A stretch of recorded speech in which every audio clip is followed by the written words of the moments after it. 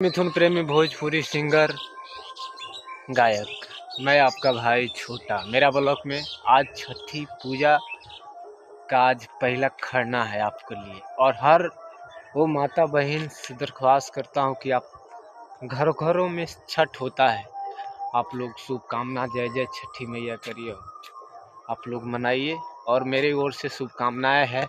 ये भाई का दिल से सपोर्ट कीजिए, जय जय छठी मैया। और गाना का है, छठी माई से कर तानी अरजी, का माई तहरज मरजी, बानी गरीब निरा धनवा हो, नइखे कवनो पहचनवा हो, तब बुझ दी माई छठी हमारा एक बार हो, बना दी एह बेटावा के कलाकार हो, बुझ दी एक बार छठी माई एक बार हो,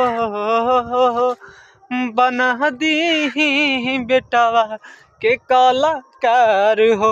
तोरा दुनिया से चलेला मरजी, जब रहेला माई तोरे अर्जी, सब कोई करे खुले आम हो, तो ये मिथुनवा के बना दी माई हमके काल।